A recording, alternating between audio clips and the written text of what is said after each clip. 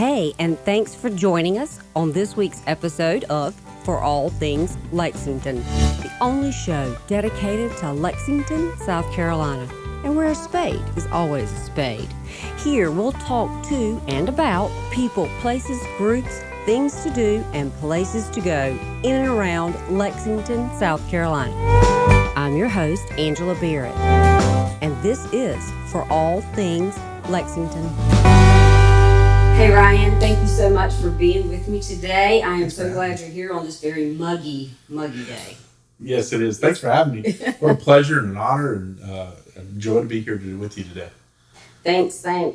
Now, you are the executive director of the Nancy K. Perry Children's Shelter. Correct. And how long have you been doing that? I have had the honor of leading that team since the end of 2018. 2018. And now what did you do before that? I have been in the world of mental health for over 12 years now. I've served everywhere from adult outpatient to couples to family in-home to child and adolescent, what we call a PRTF, mental health hospital, which is a full lockdown hospital. We did school, everything in-house. I ran an acute unit there for kids that were actively suicidal and struggling with that, and then kids that just struggled functioning in society. So, and then I came to a much more calm, relaxed place and had the opportunity to move to Lexington. My wife got a promotion in the Columbia area, so it was either the north side of Aiken or Lexington, and obviously the great town and atmosphere and school districts for our kiddos called us to Lexington and found this opportunity to serve children here. Oh, well, good. Well, so so you moved here in 2018. Yeah, in 18, beginning of 18. So. Gotcha. And you came from Aiken, right? Yep. My wife's born and raised. I lived there for 15 years. Transplant from out west in Colorado. So. Yeah, I was going to say, I thought I saw somewhere you were from Colorado originally. Yeah. Nice, great place to grow up, though. Yes. Now, did you ski?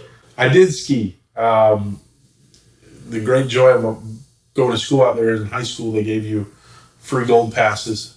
Oh. And as long as you stayed drug free, you got a gold pass, and you got to ski as many days out of the year as you wanted, and it was fabulous. Of course, after high school, when I actually had to pay for it, I stopped skiing because they got expensive. It's not a cheap sport. No, but up until then, it was I skied. My skiing career kind of came to a not an abrupt halt, but a slow, steady halt after I broke my femur my senior year of high school. So, yeah, that kind of ended that. And how did you do that? Football? I hit a tree skiing. Oh my goodness. I took a nice spill, and of course the days before helmets and all that other stuff. And, right. Just praise God I'm here. Yeah, absolutely. So now the Nancy K. Perry Children's Shelter started 1972 by Nancy Perry. Yes, sort of. It actually was started by a coalition of county council members who saw the need for children in foster care or children without parents in the Lexington area. Mm-hmm. And that coalition created a shelter, the Lexington Children's Shelter at that time. And Nancy K. Perry was the first executive director. So she was appointed by that council as the executive director. And then over time, and of course she was the executive director up until 2000. So from 1972 to 2002, I believe. So obviously at some point in time, they changed the name to the Nancy K. Perry Children's Shelter for obvious reasons. Sure. She had a major impact of foster care on the state, which is now known as Palmetto Association for Family and Children. She helped to start, which is an advocate for foster care kids around the state, and that organization is still going. I can't, every time I go somewhere and I end up wearing a shirt out, I end up getting stopped and being like, oh, I knew Nancy, and there's another great, fabulous story to her achievements, not only in Lexington, but across the state. And So she ended up passing away, I believe, in 2006. I may have that date wrong, but I believe in 2006. And then there was an executive director from 02 to 2017. And then I'm only the third executive director. So. Yeah, wow. That's got to be a big torch to carry. Yeah, I was going to say shoes to fill, torch to carry, something. Yeah, right. So now tell me what the shelter does. So we are a foster care children's shelter. We house kids that have been pulled from the home by DSS. And then we also provide outpatient services for families at risk for losing their kids. So to talk about the shelter a little bit, we are a 14-bed facility. Primarily, back in the day, several years ago, we actually took anywhere from birth to 18. Mm-hmm. Federal laws have changed, state laws have changed, the direction of the Department of Social Services has changed a little bit, and we are now in care of and have the opportunity to care for middle high school kids, so 12 to actually 19. So no longer the young kiddos, which some of my staff are very saddened about, because young kiddos are great. You just count to 3. That's right. And that's all you got to do for redirection. Unfortunately, that doesn't work on middle high school kids. So we got to get real creative about how we help coach and make these kids successful, because that is our primary vision. We believe that every child can be successful if the right environment's created.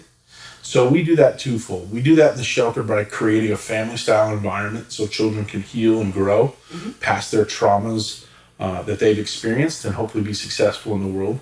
And we also do that in our outpatient services by teaching a healthy family environment within the home so that kids don't get pulled from the home and they can thrive better in their own home. And of course, in a more healthier environment.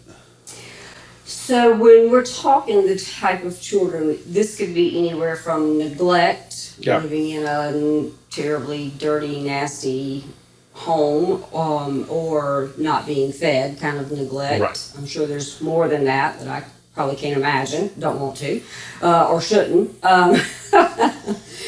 To abused children, whether it be physically or emotionally.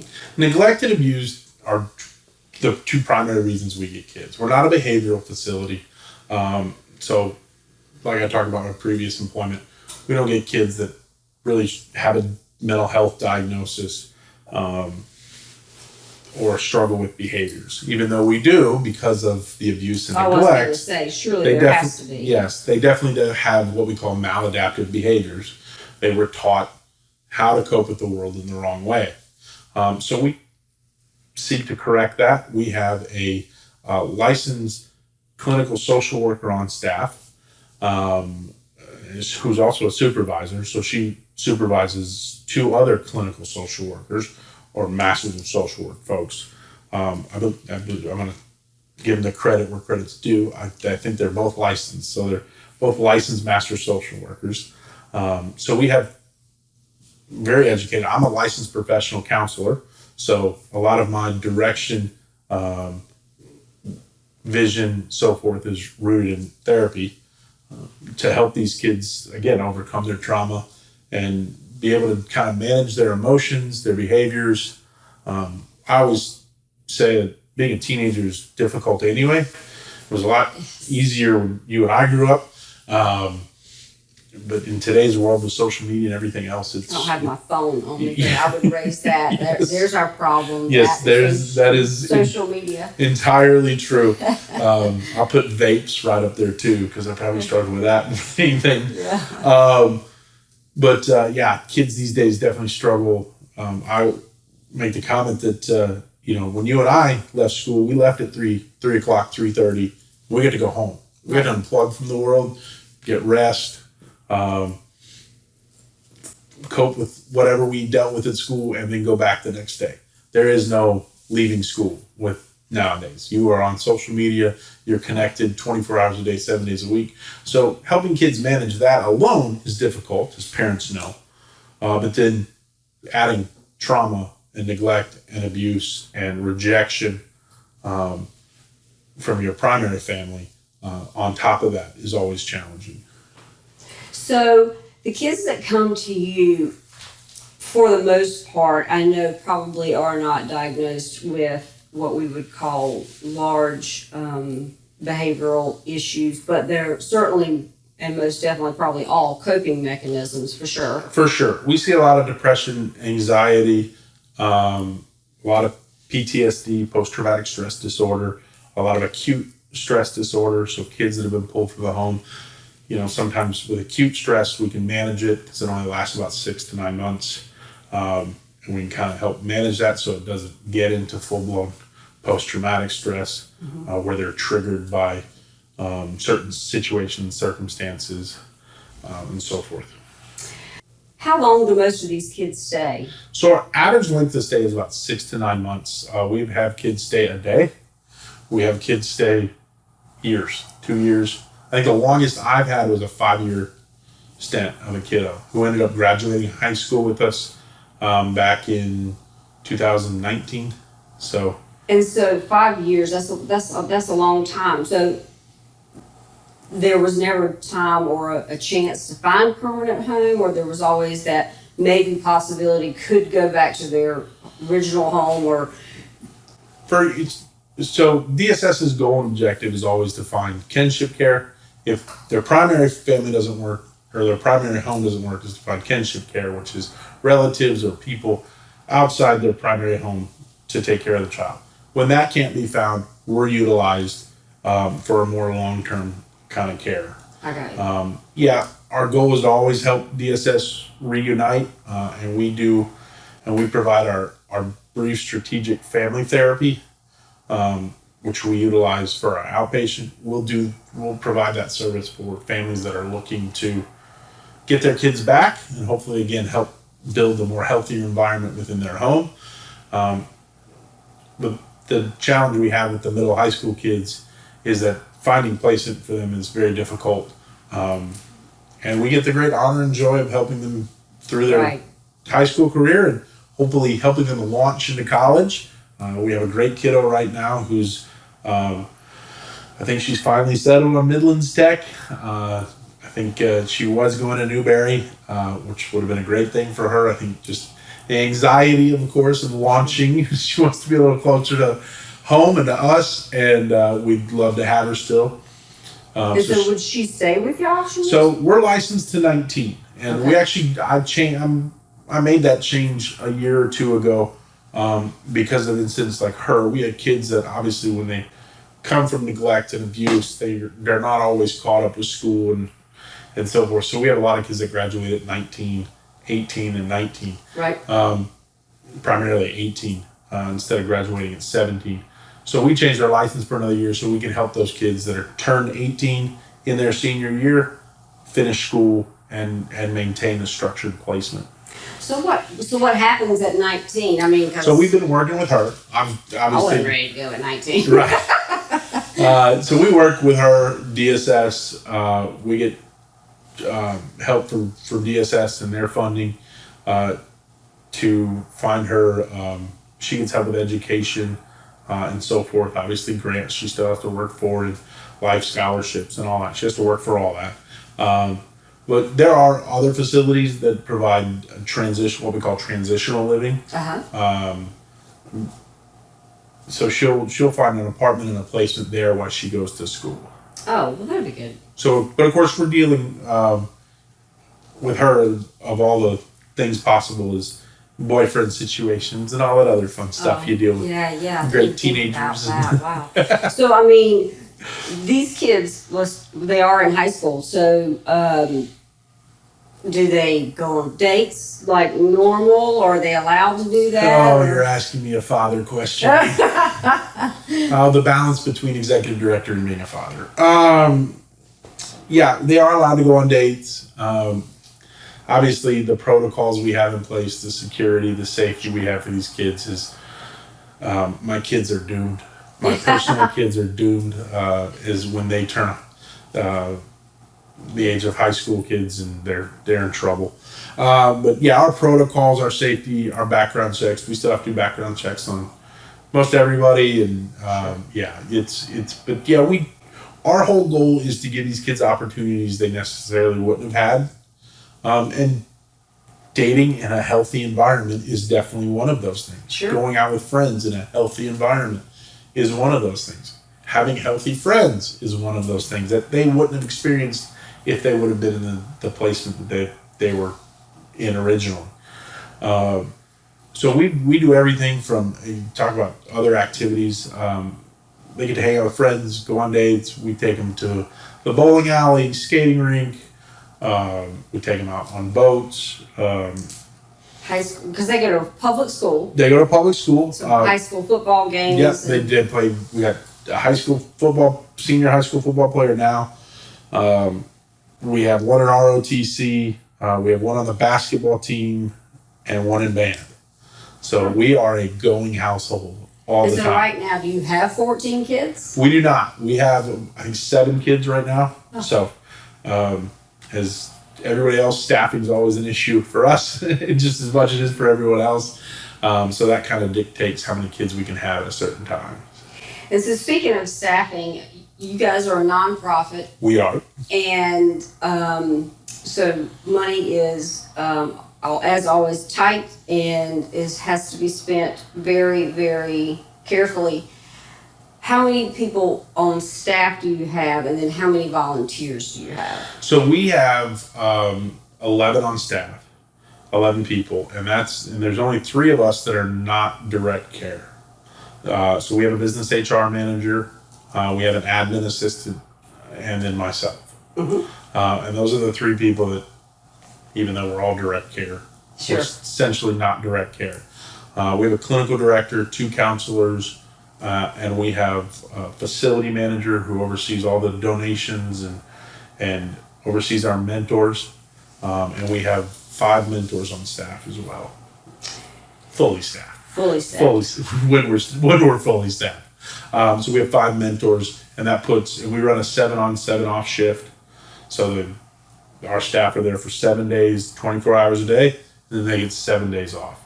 So wow. Hopefully our goal in that is to reduce burnout and increase retention, obviously. And then we have 1 mentor that's there every evening to help as well.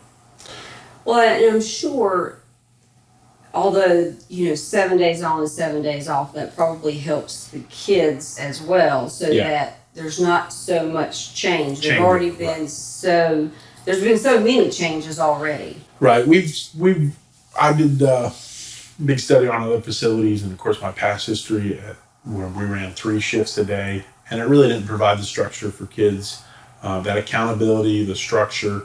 Again, having 1 shift change a week, we're able to talk about what happened last week, talk about what needs to happen the next week.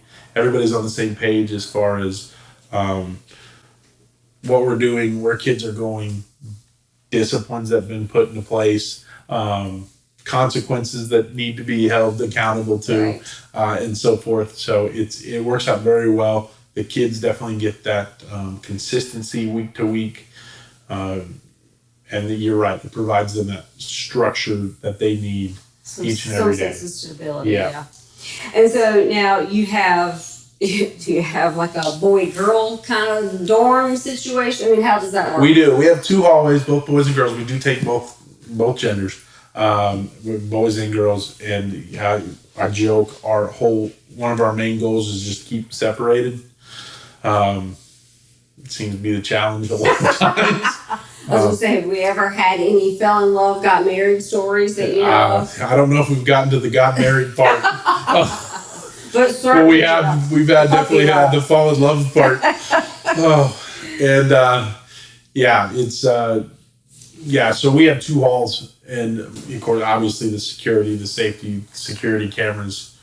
Sure. It's a fine balance between a family style environment and making it feel like a home, but also making it secure not only for the kids but the staff and so forth. So. Sure. So,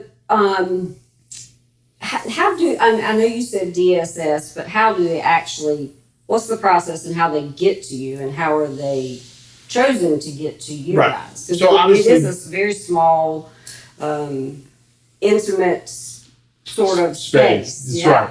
So I actually read a report this morning. I believe there was 250 kids in foster care in Lexington County last year. So there's obviously other facilities around the state. Sure. Don't hit 14, where kids from Lexington County go. Obviously, we have mandated reporters such as churches, schools, teachers, and that's where a lot of the reports start. Doctors' offices, therapists, where they recognize something is not right within the home. And of course, they make a report. DSS will go in and investigate it. And if DSS feels like that environment is not safe for the child, they will remove the child. They send us a whole breakdown, universal. Sometimes we have a lot of information on there. Sometimes we have very little because that child just got pulled from the home. And it's like, Sure. well, we don't know anything about this kid. Sometimes we get referrals where they've been in several times and now finally, we've gotten to the point where it's no longer safe and they want to pull it from the home, so we get more information. For us, it's a balance. We have to review that, and it obviously goes through a clinical process of just kind of looking at where that child is, where they fit with the kids we already have. Because at any point in time, I could have 10 to 7 kids that I'm already working on treatment and getting through, and they're already finding success. I got to be very careful about the children we bring in as well, because I don't want to ruin their progress, Sure. and so forth. So it's always a fine balance. We have asked kids to leave before, but of course, even that's a process in itself. We're a very gracious facility. We've had several kids call us back after we've gone through that process and be like, "Can I come back, please?" And Right. we have taken some back, and obviously some we just don't feel like will work out best with us in our environment. So, the money that you guys obviously comes from donations and fundraisers, and so where does all that? How's it happen? So we have great support. DSS is our primary, obviously, funder. We get paid through the state for having the children heads in beds and also providing our outpatient service. About 52% come from the state. The rest comes from community grants and so forth. We have great community supports through Lexington Medical Center, Mount Horeb United Methodist Church, Lexington One School District. We get funds through Title I that helps us provide a tutor and experiences for the kids through museums, travel, and so forth. We also have a tutor that comes in every day during the school year, Monday through Thursday, and helps the kids with their homework, make sure they're on track, and so forth. But then the rest of it comes from the community as well. So.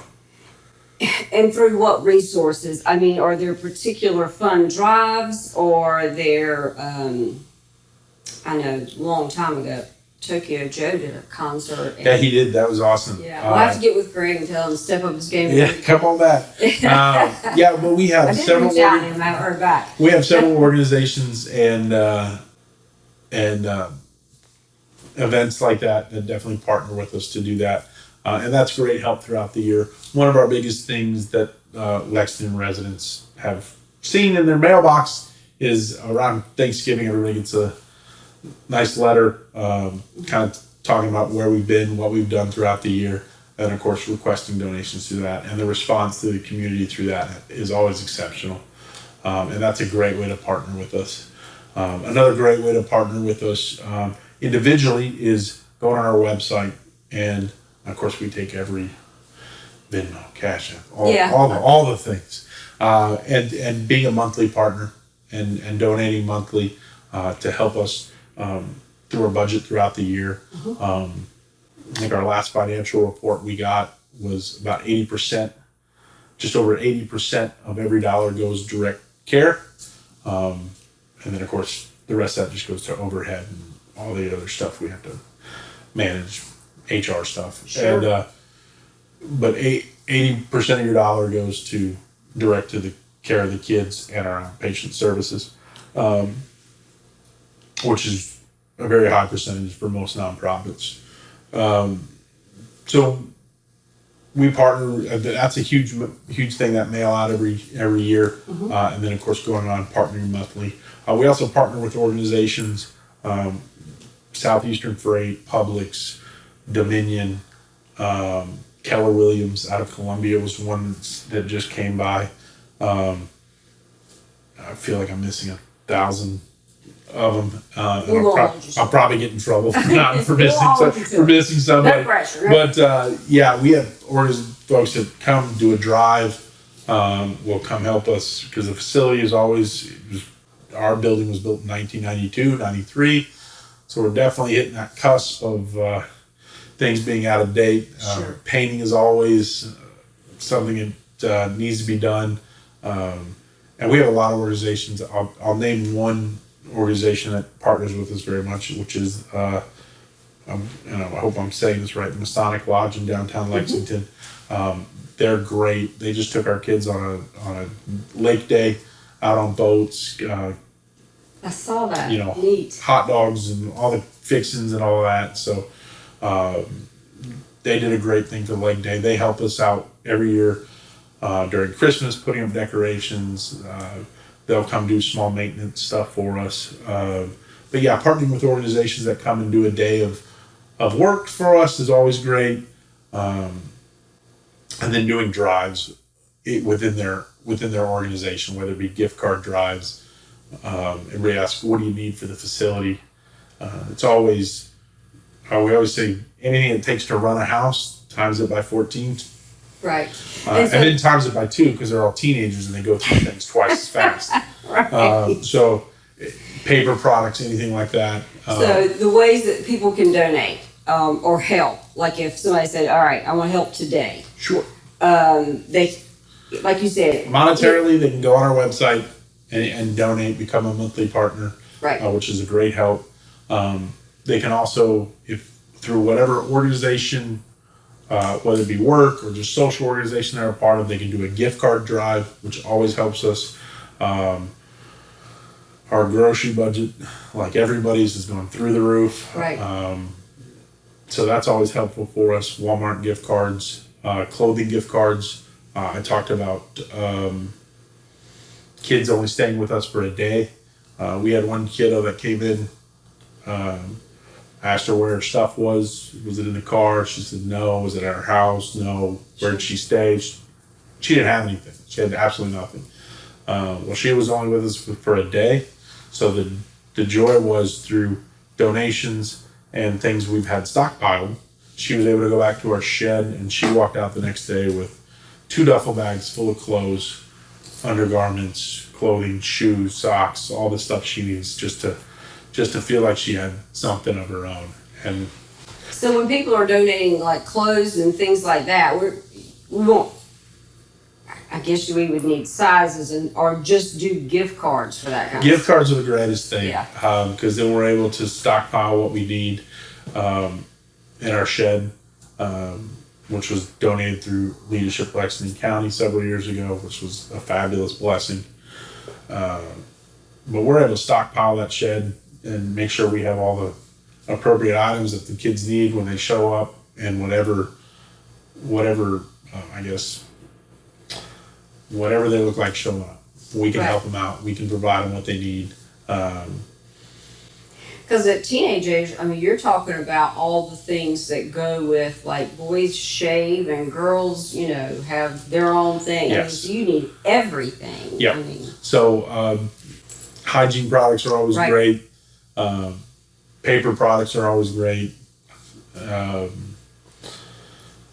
It's always good to have those on hand. And now what about, I mean, like if, what is the biggest thing y'all are needing right now, not in form of goods or money, but like physical work? What can Lexington, some of the Lexington people help with, like right now, like painting, or you need flooring, or I don't know, whatever. What would be the need? We are in a unique spot. We had a 80-gallon storage tank decide not to hold water on us several months ago. Oh boy. So that was a fun adventure. So right now, nothing, because we're going through that process. Right. So we don't know what that's going to cover and so forth. So we have the house a little torn up at the moment, but plans to being it put back together. I think we're going to work with, we've been working with Surf Pro and Carpet One, Steve over at Carpet One, two great organizations that have been incredibly generous to help us through this process and make sure we get everything we need and come out better than we went in.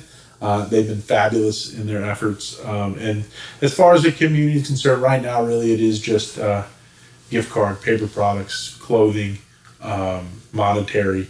Those are the biggest. One of the things that if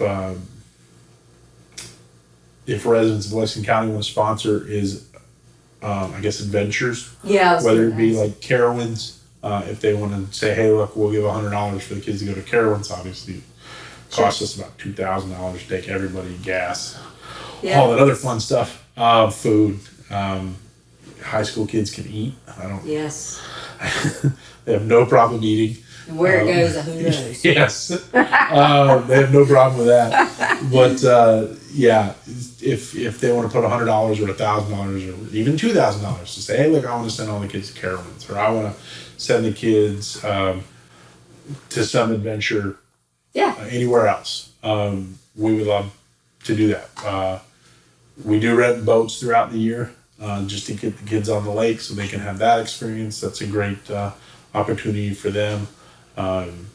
We've done rafting down the Saluda before. That's fun. So yeah, we make sure the kids definitely have the experiences that they've never had before. Yeah. I love that. Sometimes we went one time last year and the water was so slow. We had to paddle most of it. I was like, oh, I'm going to make sure I read the water report before we go. I go next time. That took a while. Yes, I bet.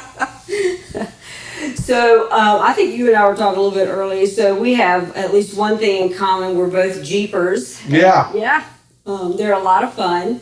Now, being up in Colorado, I guess you were able to experience real off-roading, I guess. Not what we call mudding down here. A little different environment out there than it is here. But yeah, we get, it is kind of my therapy. My wife smiles and smirks at me when I say I broke something. Another axle, another hub, something.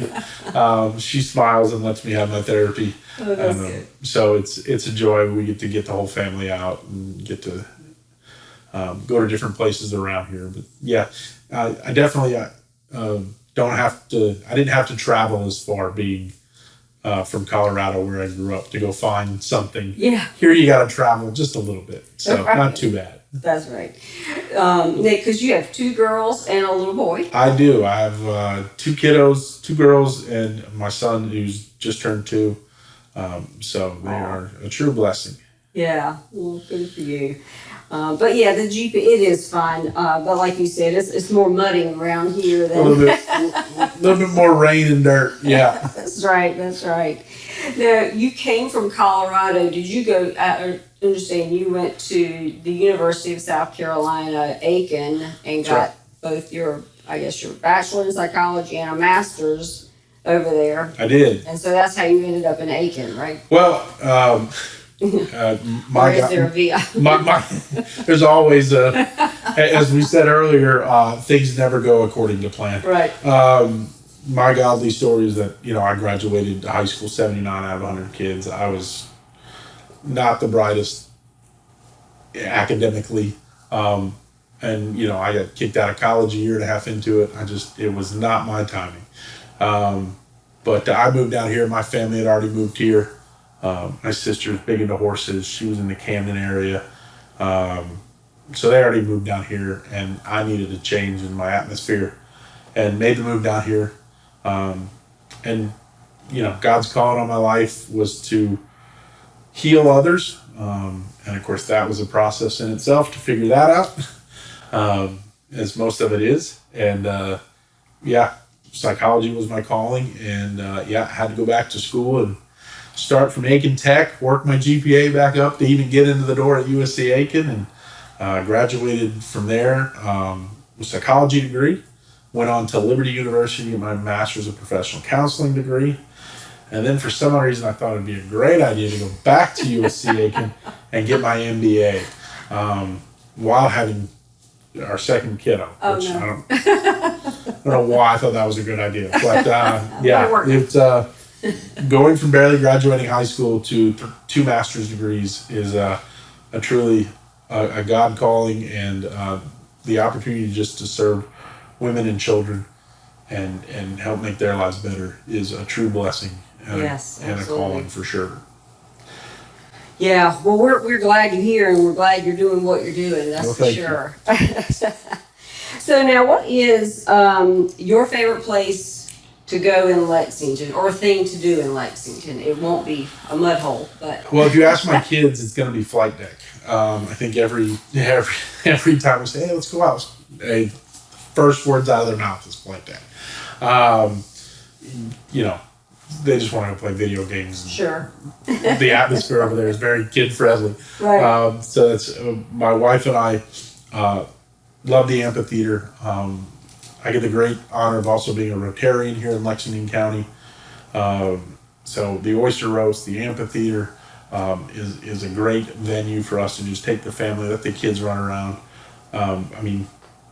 There's not many places that has this much activity that I would trust my kids being able to run down to the bottom of the amphitheater, play around, and feel safe with them doing that.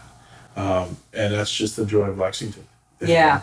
I was going to say, if there is one thing that I could say, somebody say, from out of, family members here from out of town, you didn't lock the door. I'm like, I'm in Lexington. Yeah. Well, I don't know if that's a false sense of security, but I don't think. There is some comfort in just our culture and our Right. environment here, and just what we've established, and it's a great venue. Yeah. And It very is a much great place family friendly environment. to live. Yeah. Downtown, the amphitheater. I know they have movie nights at the amphitheater Right. there. Of course, concerts. I see Frozen 2's coming out soon. Oh boy, I do there. I'll I be love watching Frozen. that. No, I'll go with your girls. Y'all can have date night. I'll be watching that one too. I guess the mermaid one came out too. Yes. We've already been to that.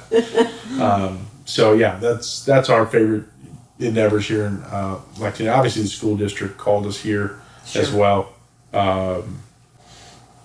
It was just a no-brainer for us.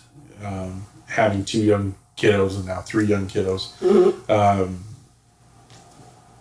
Them being in the Lexington One School District has been fabulous. So. Yeah. It is a great place to raise kids. It's a great place to live. And I've been here for longer than I'd probably like to say, but came here, went to Columbia College, and then moved straight into Lexington out of it. So, yeah, it has been a wonderful place to be. So if there is one thing that you want everybody to know about the Nancy K. Perry Children's Shelter, what is it? That we exist. I hear a lot of times that I didn't even know there was a children's shelter here in Lexington. Yeah, we're here. We've been here for 50 years now. Right. But it's we were a county entity for a long time, so there wasn't a lot of marketing that had to be done on our end. We are no longer a county entity. We are our own private nonprofit, which is great. And of course, I should mention Lexington County because they're still a supporter of us. But we have to go raise our own funds now. So what I would love people to know is that we exist. We're out there and we're serving kids and trying to make these kids' futures brighter and help make them successful so that the Lexington community can grow and be successful as well. And we don't perpetuate the problems that we know can be solved. And we can help these kids find success and be good members of our community and so forth. Yeah, because the percentage of children that leave y'all are successful. I mean, the vast percentage. Correct. Yeah. Correct. Yeah, y'all do a great job. Well, thank you. And we are so glad that you're there. And so if anybody's listening, make sure you get to the website. And I want to say our website is www.nkp4kids.org. The number 4. The number 4 kids. NKP, the number 4 kids.org. Perfect. All right, so everybody get on there and find out how you can give, and let's rally and make sure it all happens for these kids. Well, thank you very much for having us today. Yeah, absolutely.